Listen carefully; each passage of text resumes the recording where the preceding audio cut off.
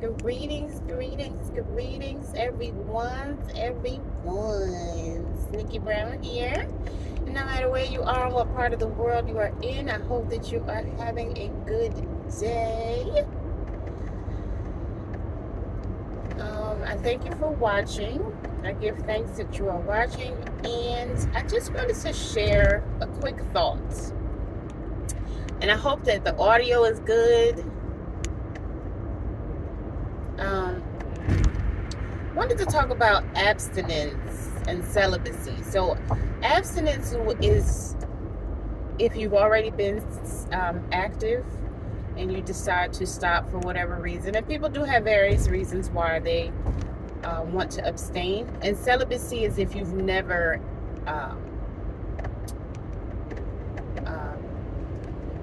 never done the act, we'll say it that way. Never done the do.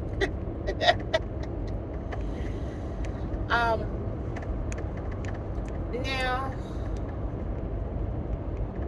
sometimes people decide not to because they want to wait for marriage. Sometimes they've been hurt and they withdraw. Sometimes people have been sexually free and they decide that they want to turn their lives around. Some people take on religion or spirituality and they decide to abstain.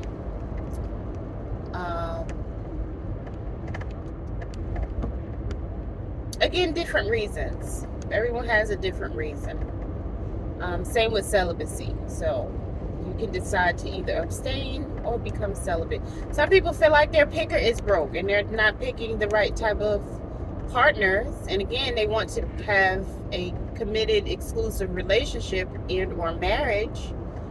And so they don't trust themselves to pick the right person. So they decide again to perhaps withdraw and stay single. And so for some people, if they're not in a relationship, they don't, they don't engage in relations. Remember the Nutty Professor? Sherman gonna have relations. Sherman gonna So, insecurity too could be another reason why, because in the movie The Nutty Professor, that's basically why Sherman had not had relations, because of his insecurities and fears. So again, there could be various reasons. Some people are asexual. Some people don't like, for some people, perhaps something happened in their childhood and it's painful for them to engage in the act. Again, a lot of different reasons, right? We're not here to judge. And I do know that some people will say that they've been abstaining and they're not being truthful, but some people are being truthful. So, everybody's not out just doing whatever with whoever, whenever they want to. Or as I'd like to say, being sexually free. Some people don't want to be sexually free. Some people do not choose that lifestyle. Although the majority may, and there are a lot of people, whether they're in a relationship or not, they feel like, well, which people they can do whatever they want to do. But some people don't have that loyalty or faithfulness. And so even if they're in a relationship, they will pursue others and not think about the consequences. And they like to pretend that, they are not in a relationship. They don't want to talk about it. And, they'll be dishonest about it. And that's a lot of times how people end up being a side dude or a side chick. But that's a whole nother story. Now, for myself personally, the longest I've ever been is 4 years. Then one time it was 3 years. But I've gone for 2 years several times. And for me, I'm a relationship type of woman. And so in between relationships, I like to take the time to heal. And sometimes it's just been longer than I thought. Not that I've not had relations with someone that I wasn't in a relationship with, but 99.9% of the time, I was hoping that it did turn into a relationship. Especially when I was younger, some of us thought that that's how you get into a relationship, because men do connect more emotionally after they've had that connection with a woman. But he has to really like her. And I have had situations turn into relationships, but I realize now that's not necessarily how you get into a relationship. It can be, but I think I shouldn't say that now. I've always known it's better if you get to know someone. But a lot of times people can pretend for a really long time. So even if you take your time to get to know someone, if they're wanting to be deceptive, they can pretend for a really long time. And so that once you do get into a relationship with that person, it can be a toxic relationship. And so once the relationship ends, sometimes you need some time to just think about, what you learned from the relationship. Even if what you learned was, I should have not ignored the red flags and the non-negotiables. I should have trusted my instinct the first time and stayed away from this person. I shouldn't have stayed in this relationship as long as I did, right? Like, say for example, someone who is abusive, they might yell at you or say something sarcastic, or they may belittle you, or they may want to play fight. And these are little hints and clues of what may be to come later on in the relationship. And sometimes we just think, oh, people are being playful, and again, this could be signs. And if some of us, may have grown up in those environments, in a toxic environment, or an environment where there was verbal abuse or mental, emotional abuse. And so some people have normalized that behavior. And they say, oh, well, it's okay because that's how my mom was, or that's how my dad was. But that's really not how it's supposed to be. And it doesn't feel good. I often say, think about the first time it ever happened to you. Let's say you got yelled at. When you were yelled at for the first time, how did it make you feel? Right? Did you cry? So then as adults, we sometimes turn around and do those same things to other people. What about when someone called you a name, or insulted you, or tried to belittle you? And you really paid you and sometimes you don't know, especially if you're a child, you may not be able to articulate exactly what was said or done. Like, of course, you're not going to call it belittling, but you just know it didn't make you feel good. And so sometimes we go around making others people not feel good, not remembering that when it happened to us for the first time, it didn't feel good. And we, again, normalize these behaviors sometimes. So, again, for myself personally, in between relationships, I do my best to heal and reflect and self-assess and see what I learned from the situation so that I can move on and willfully not bring that baggage from a previous relationship into something new. Now, sometimes we'll see certain behaviors in someone. It could be innocent, but sometimes, again, these are clues of what may be to come. And if we don't set boundaries and speak up, like, I know a lot of people are passive aggressive and they find it very challenging to communicate. But if someone does something or says something that makes you not feel good, you either need to speak up about it or walk away sooner than later, so that you don't get caught up in a situation that's not beneficial to you. Some people have a problem with being celibate or abstinent.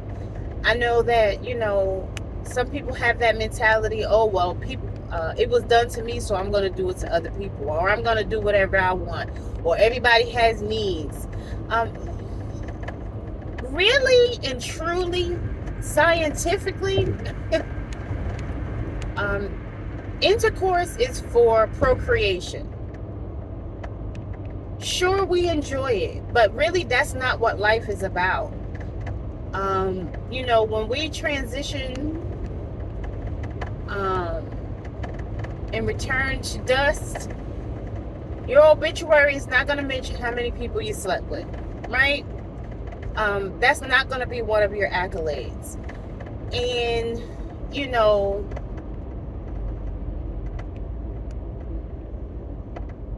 that, oh, yeah, and a special friend in the obituary,